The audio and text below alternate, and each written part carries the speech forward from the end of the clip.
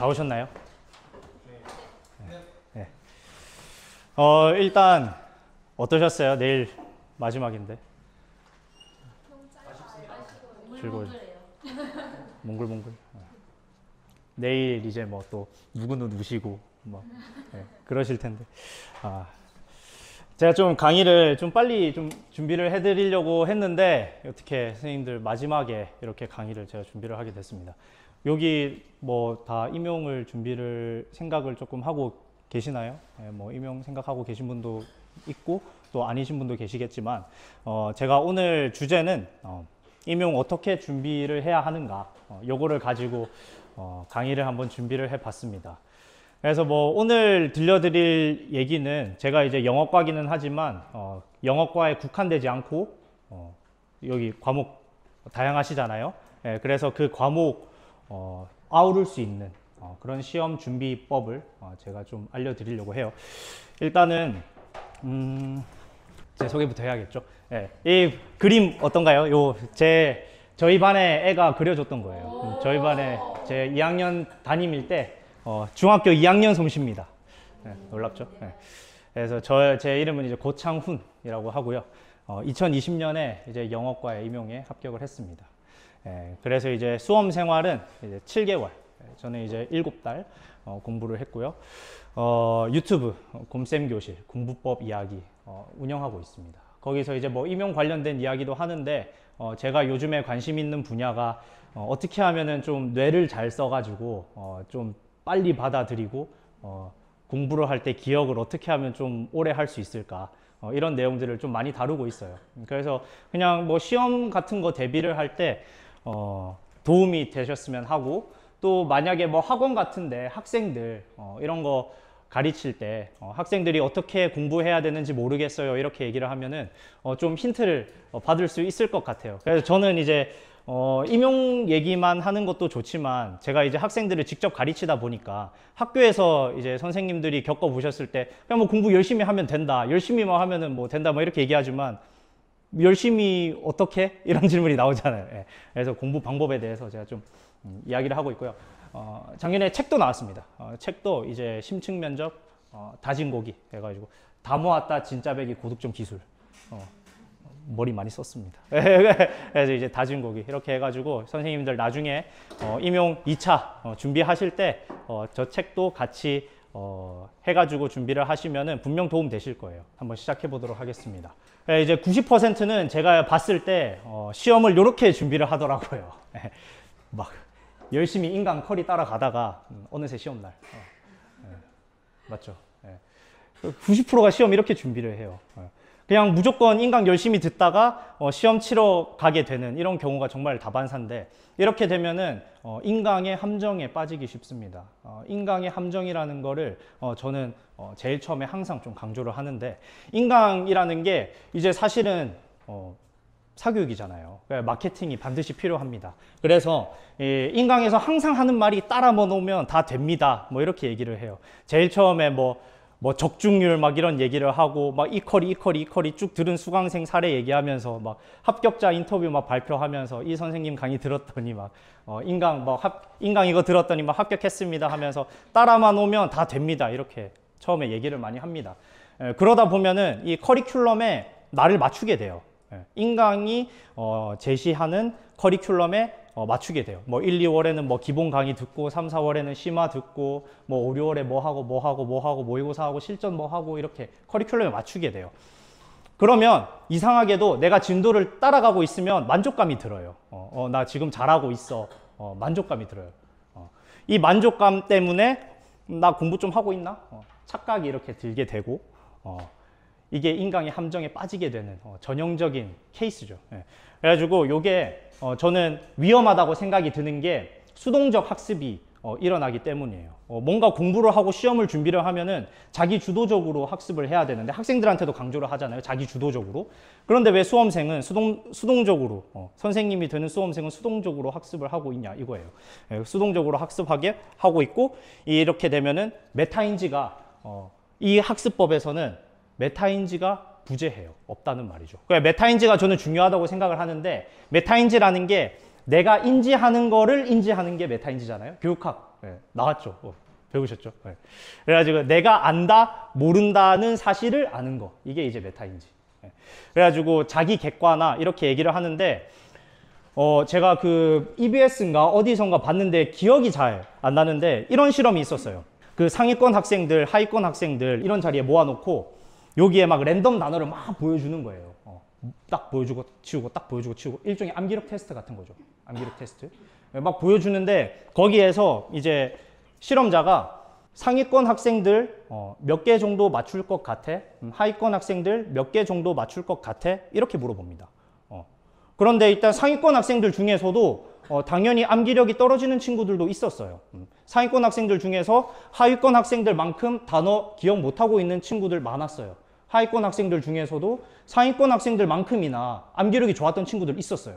그런데 신기한 게 뭐였냐면은 상위권 학생들은 하위권 학생들보다 자기가 어느 정도 맞출 것 같은지를 정확하게 알고 있었다는 거죠.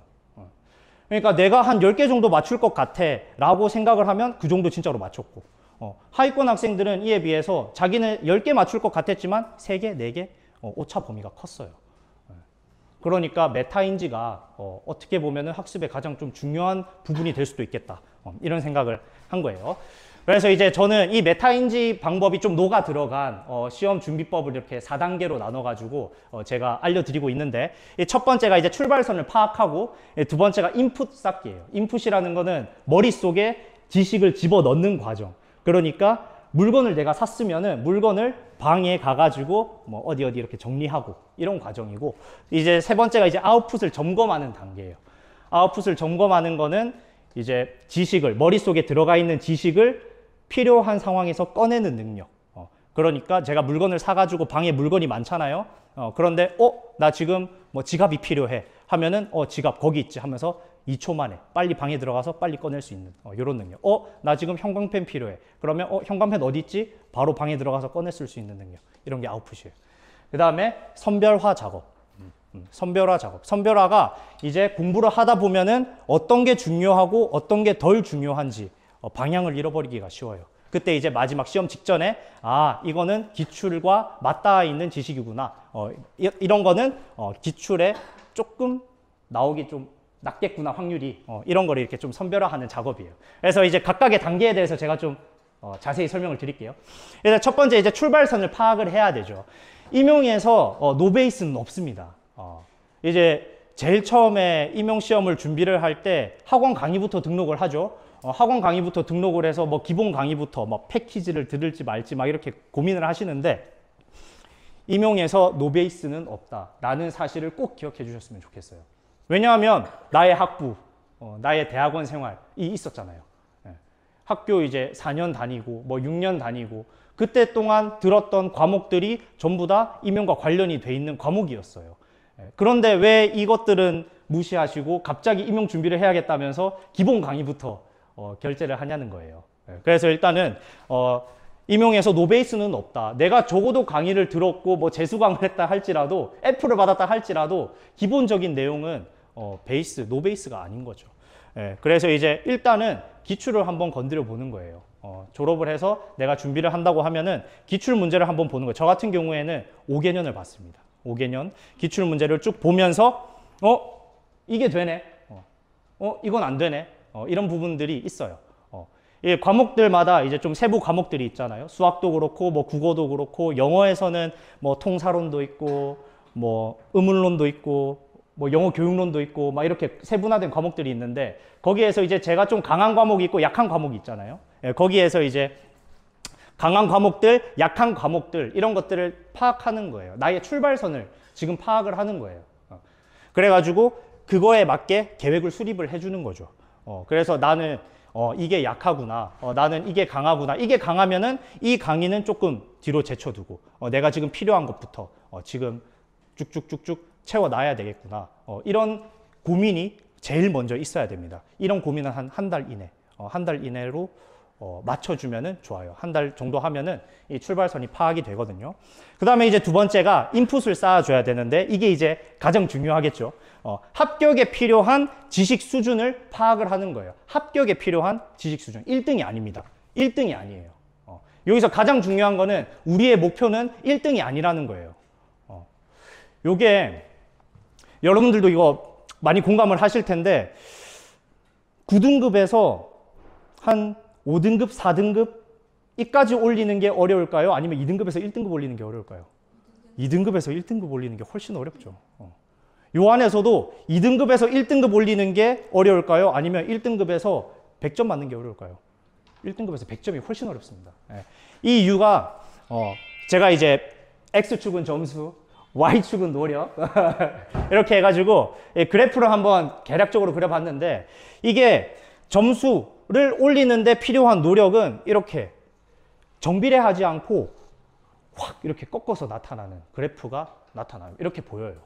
보면은 저는 이제 80% 정도를 그냥 임의로 합격 수준이라고 생각을 했고 100%는 이제 학문 수준이에요. 학문 수준. 그래서 이 목표를 지금 여기로 잡으시면은 공부의 깊이가 엄청 깊어져야 되고 봐야 할 양도 엄청 많아지고 써야 하는 시간도 엄청 길어져요. 그러니까 내가 들어야 되는 노력이 기하급수적으로 늘어나는 거예요. 그래서 제가 많이 봤는데 그 임용 준비하실 때 뭐 전공 서적, 영어 같은 경우에는 원서 이런 것 때문에 이렇게 막 몇 권 읽어야 되고 몇 번 읽어야 되고 이런 것 때문에 수험 기간이 엄청 길어지는 거를 많이 봤어요. 그래가지고 이런 원서 책들은 있잖아요. 원서 책들은 지금 여기에 있는 수준이잖아요. 여기에 있는 수준. 그러니까 이거는 학문 수준이에요. 학문 수준. 그래서 항상 고민을 하는 게 학문이 아니라 합격에 필요한 수준이 어느 정도인가 요것부터 먼저 세팅을 하시고 시작하는 게 좋을 것 같아요. 그러니까 100점 맞으려고 공부를 하는 게 아니고 저 같은 경우에는 85점 맞으려고 공부를 했어요. 혹시 여기에서 이제 선생님들 응시하시는 시험에 대충 커트라인 몇 점이신지 알고 계시나요? 알고 계시나요? 보통 모르는 분도 많거든요. 모르는 분도 많고 그냥 이렇게 준비하시는 분 많거든요. 커트라인을 반드시 알고 있어야 됩니다. 저는 2014년부터 지금의 임용 그 유형이 굳어졌어요. 그래서 2014년부터 제가 응시를 할 때까지 2019년까지의 평균 점수를 대충 구해보니까 80점 정도면은 합격을 하겠더라고요. 그래서 목표가 80점이었고 그리고 5점 정도는 안정적으로 합격을 하려고 85점을 목표로 잡았습니다. 그렇게 하면은 이제 전공 점수가 80점이고 교육학 20점이니까 전공은 이제 딱딱딱 비율을 나눴을 때 전공은 12점 정도를 제가 틀려도 되고 교육학은 3점을 제가 틀려도 되죠.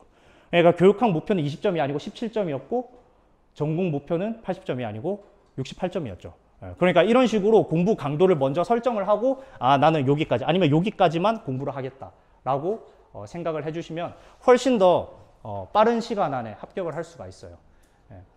항상 이제 제가 강조를 드리는 것이 이 원서랑 이 전공 서적 있잖아요. 이 교수님들이랑 그 위대한 저명한 그 학자들이 이 전공 서적을 임용시험 공부하라고 만들었을까요? 아니잖아요.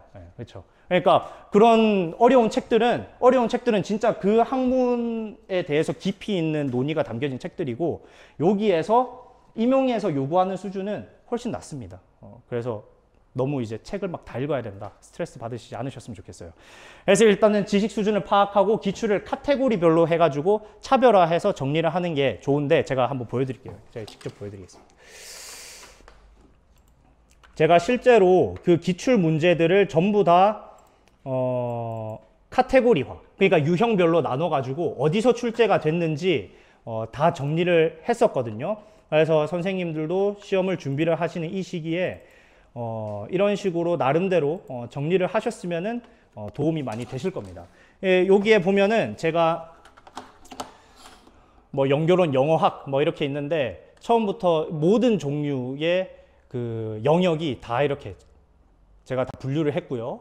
여기에서 이제 연도별로 언제 출제가 됐는지도 나와요. 그리고 제일 끝에 중요도 점수가 있죠. 그래서 중요도 점수가 지금 02년에서 08년, 그리고 09년에서 13년, 14년에서 지금은 이제 21년까지밖에 제가 정리를 안 했는데 이때마다 중요도가 달라요. 왜냐하면 유형이 달라졌어요. 이때는 한국어, 영어 합쳐져 가지고 서술형으로 이렇게 쓰였고 09년부터 13년까지는 객관식이었어요. 그 다음에 이제 14년부터 지금의 유형이 이렇게 고착화됐거든요. 그래서 이때는 만약에 1점이라고 하면은 가중치를 둔 거죠. 여기서는 중요도가 1.5점, 여기서는 가중치가 또 1.5점 곱해서 1.5배 중요하고 1.5배 중요하고 1.5배 중요하고 이런 식으로 해서 중요도 점수를 이렇게 다 매겼습니다. 이게 제가 여기서 얘기하는 기출을 카테고리화 해가지고 차별화해서 이거는 더 중요하고 덜 중요하고 차별화해서 정리를 하는 거죠. 차별화해서 정리를 해서 툴을 만들면서 공부를 해야 됩니다. 툴이 뭔죠? 이렇게 물어보실 거예요. 툴이라는 거는 제가 해당 카테고리에서 이 문제가 기출은 반복됩니다. 해당 카테고리에서 다시 출제가 됐을 때를 대비한 근원적인 지식, 근원적인 지식이에요. 제가 어떤 건지 예를 들어서 설명을 해드릴게요. 만약에 출제되는 부분이 만약에 이렇게 열매라면은 저희가 준비를 해야 되는 부분은 나무를 준비를 해야 되는데 한번 예시를 한번 들어보겠습니다. 만약에 이제 한 2년 전에 덧셈이 출제가 됐어요. 덧셈. 2년 전에 덧셈이 출제가 됐는데 작년에 뺄셈이 나온 거예요. 뺄셈이 나왔고 올해는 곱셈이 나왔어요. 곱셈. 그럼 내년에는 뭐가 나올 수 있을까요? 나눗셈이 나오겠죠. 나눗셈이 나오겠죠. 왜냐하면 요 나무는 사칙연산 나무인 거예요.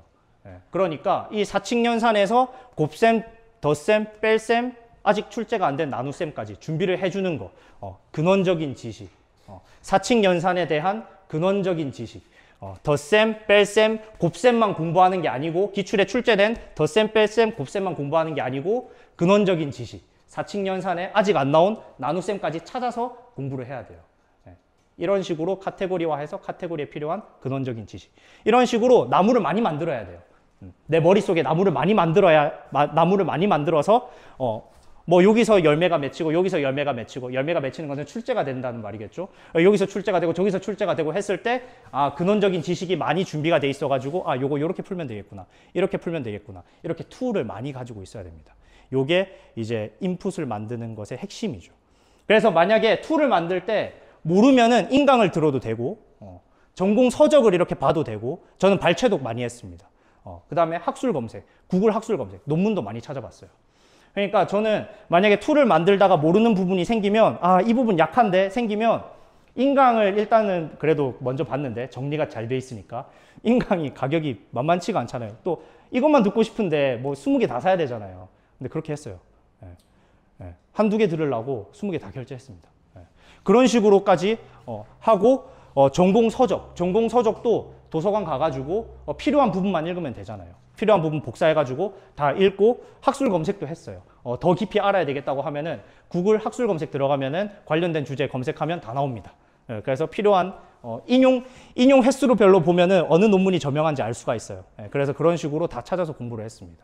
그래서 저는 전공 책을 뭐 한 권 읽고 이거 읽고 이런 식으로 안 하고 필요한 부분만 발췌독을 해서 엄청 깊게 공부를 해서 툴을 하나씩 만들어가는 방법으로 공부를 했어요. 그래서 이 부분이 전체 수험 기간의 한 70% 차지하게끔, 가장 많이 차지하게끔 이렇게 풍부하게 공부를 해주시면 좋을 것 같아요. 그래서 여기에서는 양보다는 질이죠. 질적인 공부를 좀 해주시면 좋겠어요. 세 번째는 이제 아웃풋을 점검을 해야 돼요. 본격적으로 이제 학원에서 7, 8월인가 되면은 그 모의고사 기간이 있거든요. 그때 모의고사 때 아웃풋을 이렇게 점검을 해줘야 되는데 내가 모르는 것 없나 하면서 이런 생각으로 문제 풀이를 직접 이렇게 막 해주시면 돼요.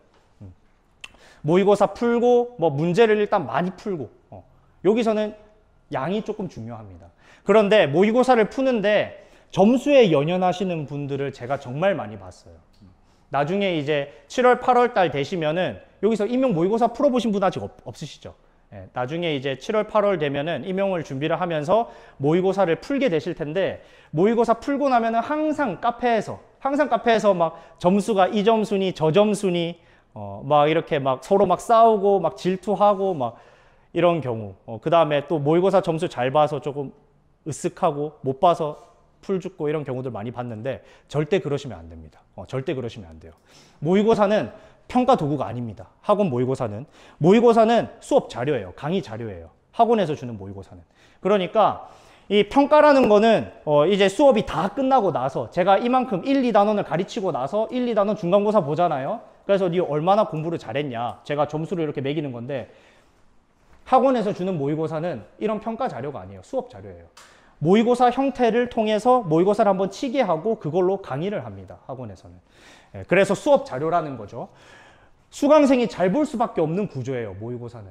나중에 모의고사를 보게 되면은 뭔가 조금 이렇게까지 하나? 라는 게 싶을 거예요. 뭐냐면 A 학원에서 모의고사를 주최를 하면은 A 학원 수강생만 볼 수 있는 게 아니고 모든 학원에 있는 수강생이 자유롭게 A 학원에 응시를 할 수가 있어요. 모의고사는. 이런 식으로 이렇게 진행이 됩니다. 그 이유는 사실 두 가지가 있는데 첫 번째는 돈이죠. 첫 번째는 모의고사를 응시를 하면 할수록 많이 응시하면 많이 응시할수록 학원의 매출이 올라가잖아요. 네, 그래서 당연히 우리 학원 학생들만 볼 수 있게 해주는 게 아니고 다 풀어놓는 거예요. 오픈해주게 하는 거예요. 그리고 두 번째는 자기 수강생들이 잘 볼 수밖에 없는 구조예요. 네. 왜냐하면 이 학원 모의고사라는 게 마치 내신과 같습니다. 학원 강사가 가르쳐주고 이 학원 강사가 가르쳐준 내용을 모의고사로 풀어보는 거예요. 심지어 어떤 강사는, 아니 대부분의 강사는 내가 이거 모의고사 내겠습니다 라고 얘기하면서 강의해요. 그냥 내신과 완전히 같아요. 나쁘다는 게 아니고. 그냥 내신과 같고 우리가 준비해야 되는 거는 수능인데 사실 학원 모의고사 점수로 연연하는 거는 내신 점수로 지금 연연해 하는 거랑 똑같죠. 그러니까 당연히 그 학원의 출제자 직접 강의를 들은 수강생들이 잘 볼 수밖에 없죠. 그러니까 다른 외부 수강생들이 많이 들어서 이 많이 응시를 하면 응시를 할수록 자기 수강생들은 올라가고 외부 수강생들이 밑을 깔아주면서 자기 수강생들이 부각되는 효과가 납니다. 학원 모의고사에서는. 그래서 그걸로 광고를 하죠. 그걸로 광고를 하고 이제 되게 자극적인 말로 속히 말하는 이제 어그로를 많이 끕니다. 그것 때문에 수험생들이 많이 마음이 휘청거려요. 많이 휘청거리고 힘들어하고 심적으로. 그래서 여러분들은 이제 선생님들이 이제 그러지 않으셨으면 좋겠어가지고 제가 이렇게 좀 꼬집어서 이렇게 말을 했습니다. 이 고도의 심리 마케팅이에요. 그러니까 이제 A 학원에서 이렇게 시험을 봤는데 시험 점수 너무 안 나왔어. B 학원에서 시험 봤는데 시험 점수 너무 안 나왔어. 그러면 나 A 학원 다녀야 되나? B 학원 다녀야 되나? 심지어 학원 모의고사 강의는 모의고사 해설 강의를 전체 수강생한테 무료로 풀어줍니다. 그러니까 너 이거 우리 수업 아직 안 들었어? 그러면 이거 당연히 틀렸겠네. 내가 멋있게 가르쳐 줄게. 그러면은 이거 들어야 되나? 이 생각 들어요. 마케팅입니다. 그래가지고 낚이지 말으셨으면 좋겠어요. 저는 이제 학원을 뭐 커리큘럼을 따라가거나 그러지 않았거든요. 그래서 저는 학원에서 주최하는 모의고사는 다 응시해서 갔습니다. 개별적으로. 다 응시해서 갔을 때 제가 이제 합격권 안에 들어본 적이 한 번도 없어요. 그 학원 A 학원에서 응시했을 때도 이제 상위 50%, 60%, B 학원에서 응시했을 때도 이제 제일 많이 받아봤던 게 잘 기억 안 나는 한 30% 정도였던 것 같아요. 이제 제가 이제 응시를 했을 때 경쟁률이 한 30대 1 정도 되면은 3% 안에 들어야 이제 합격권인데 30%, 50% 이러면은 되게 합격권에서 많이 벗어났죠. 그런데도 합격을 했으니까 사실은 그렇게 믿을 만한 평가 도구는 아니다. 이렇게 생각이 듭니다. 만약에 진짜로 이 모의고사가 진짜 믿을 만한 평가 도구가 되려면은 각 학원에서 저명하신 강사 선생님들 있잖아요. 강사 선생님들 여러 명 이렇게 캐스팅 해가지고 어디서 가둬놨다가 출제하게 시킨 다음에 전 응시생이 다 보고 점수를 알려줘야죠. 그게 지금 6월, 9월 평가원이 그렇게 하고 있고요. 그게 이제 믿을 만한 평가 도구가 되는 거고. 그런데 쓸만합니다. 거기에서 나오는 학원 문제들. 학원 강사분들도 우리보다 훨씬 더 오랫동안 임용판에 몸담았던 분들이기 때문에 어떤 부분이 출제가 될 가능성이 높은지, 그리고 이렇게 문제를 만들면 좋겠다라는 거는 우리보다 훨씬 잘 알고 계세요. 그 부분들만 쏙쏙 빼드시면 됩니다. 그래서 이제 점수 연연하지 않고 noticing the gap이라고 하는데, 갭은 내가 모르고 있는 부분이에요. 내가 모르고 있는 부분을 계속 파악하는 방식으로 모의고사 풀면서 이거 내가 몰랐네, 이거는 내가 잘 알고 있네, 이런 부분들을 계속 파악하는 방식으로 공부를 하시고, 내가 몰랐던 부분은 아까 인풋 단계에서 툴을 만들고 있었죠. 툴이 일종의 단권화입니다. 단권화. 그 툴에다가 계속 추가를 해주시는 거죠. 이 과정을 한 2달에서 3달 정도 하시면 됩니다. 그 다음에 이제 이 부분에서는 이제 질보다 양이죠. 무조건 양적으로 접근을 해가지고 문제 많이 풀고 막 닥치는 대로 풀면서 이것도 아나, 이것도 아나, 이것도 난 아나 하면서 계속 테스트를 하면서 질적보다는 양적으로 이렇게 접근을 해주시면 좋겠어요. 마지막에는 이제 선별화 작업이에요. 계속 이렇게 내가 문제를 막 풀다 보면은 뭐가 좋은 문제인지 뭐가 안 좋은 문제인지 구별이 하기가 힘들어요. 학원 모의고사 문제가 사실은 평가원 문제만큼 그렇게 정교하진 않거든요. 그러니까 계속 안 좋은 문제에 노출되다 보면은 이게 그래서 중요한 게 뭐였더라? 이 질문이 나오게 돼요. 그때 당시에 그때로 가면은 그때 이제 다시 기출 문제로 돌아가는 거예요. 연도별로 이렇게 풀어주면서 방금 아까 인풋 단계에서는 기출 문제를 유형별로, 카테고리별로 풀었잖아요. 지금은 연도별로, 2014년부터 쭉 풀어주면서 흐름을 찾아주는 거예요. 이때 이제 보시면은 흐름이 보이실 겁니다. 이거를 한 2, 3주, 시험 직전 2, 3주쯤에 시작을 해주시면 됩니다. 선별화 작업을. 그래서 요 선별화 작업하면서 진짜 올해 나올 부분이 무엇인가, 진짜 올해 어떤 부분이 출제가 될 것인가, 요 부분을 요 부분에 초점을 맞춰가지고 공부를 해주시면 좋겠죠. 그래서 이제 합격을 위한 지식이 어떻게 구축이 되느냐, 각 단계별로 이거를 제가 그림으로 한번 표현을 해봤어요. 일단 1단계의 출발선을 파악을 하면은 내 지식이 한 요 정도구나, 이렇게 감이 이렇게 잡힐 거예요. 근데 2단계의 인풋 쌓기 단계에서 기출 문제를 중심으로 기출 문제를 보면서 제가 유형별로 카테고리 정리하면서 툴을 계속 만들고 있잖아요. 그러니까 기출을 중심으로 내 지식이 이렇게 확장이 됩니다. 확장이 되고 아웃풋을 점검하는 단계에서 문제풀이, 막 모의고사 풀고 문제 풀고 하면서 지식이 엄청 팽창을 하게 돼요. 엄청 늘어나게 돼요. 근데 그렇게 되면은 결국에는 어디가 중심인지 길을 잃어버립니다. 어디가 중심이지? 무엇의 기출에 가까운 지식인지, 뭐가 더 중요하고 뭐가 덜 중요한지 요 중심을 잃어버리게 돼요. 이때 선별화 작업을 해주는 거예요. 다시 기출 문제를 보면서 연도별로 이렇게 쭉쭉쭉쭉 풀어주면서 요게 기출과 더 맞닿아 있구나, 요게 기출과 더 맞닿아 있구나, 여기가 중심이 되겠구나, 요거를 조금 찾아주시는 거죠. 그러니까 제일 처음에 지식이 있으면은 지식이 확장이 됐다가 더 확장이 됐다가 결국에는 어디가 중심이지? 여기가 중심이었구나 하는 방식으로 이 4단계로 공부를 하시면은 여러분들 원하시는 목표, 합격 훨씬 더 빨리 하실 수 있을 거라고 생각이 들어요. 제가 마지막으로 이렇게 좀 생각을, 좀 발상의 전환인데, 저는 이렇게 생각했어요. 시험은 게임이다. 이렇게 생각했어요.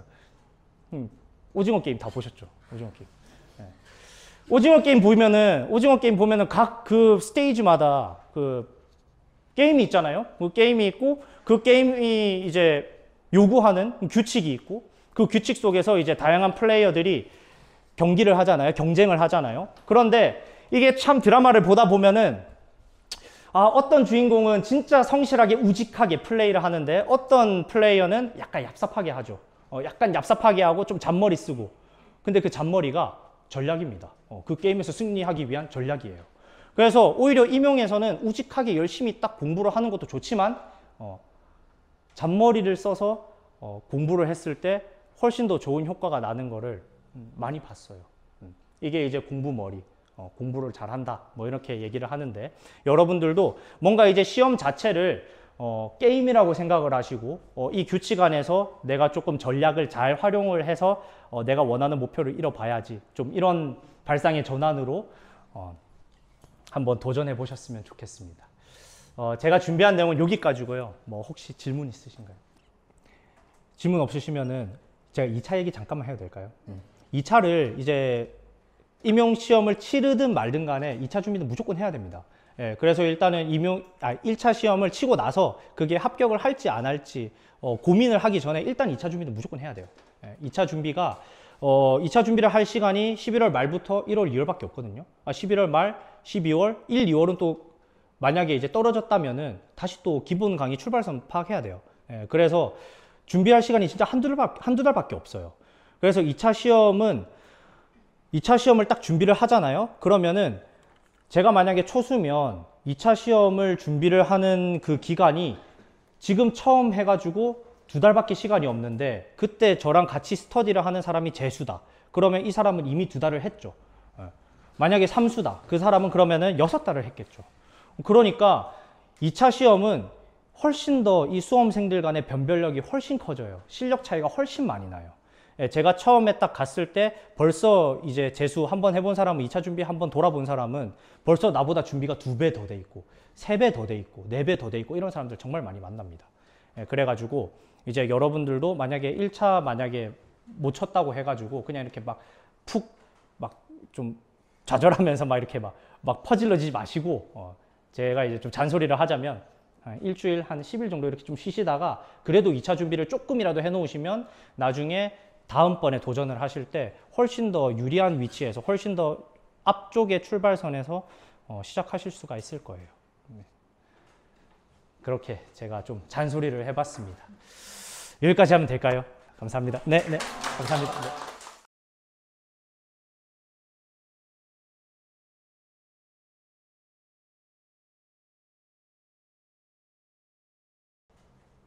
네. 제가 영어 선생님 되고 싶은 이유요. 제가 이제 약간 좀 썰 타임인데, 저는 원래 선생님이 계속 꿈이었어요. 선생님이 계속 꿈이었고, 저는 운동을 계속 했습니다. 그래서 제가 중학교 때까지는 농구 선수가 꿈이었어요. 그래서 제가 초등학교 때 키가 173이었거든요. 엄청 컸어요. 농구 선수가 꿈이었는데 키가 안 크는 거예요. 중2 막 이럴 때. 계속 이렇게 막 운동을 막 하고 막 하는데 키도 안 크고 꿈을 접게 됐죠. 꿈을 접어가지고 제가 좀 방황을 많이 했어요.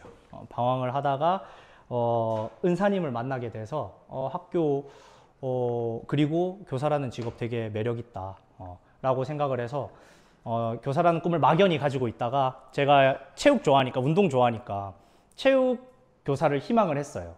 그래서 고등학교 2학년 때까지 난 체육쌤 체대 가야지 준비하고 있는데 체육쌤이 저를 부르시더니 체육 티오 안 난다. 체육 티오 안 난다. 주요 과목으로 가라. 이렇게 한 거예요. 그래서 영어교육과 갔죠. 영어교육과 갔는데 제가 가자마자 영어교육과 티오는 박살나고 체육은 갑자기 엄청 많이 뽑고 원망 많이 했습니다. 그런데 영어도 재밌더라고요. 영어도 재밌고 또 뭐 영어도 하면서 또 운동도 하면 또 멋있잖아요. 그래가지고 또 그래서 또 영어 선생님으로 지금 되고 있는 게 아닌가 이렇게 생각이 듭니다. 뭐 질문 있으신가요? 네. 네.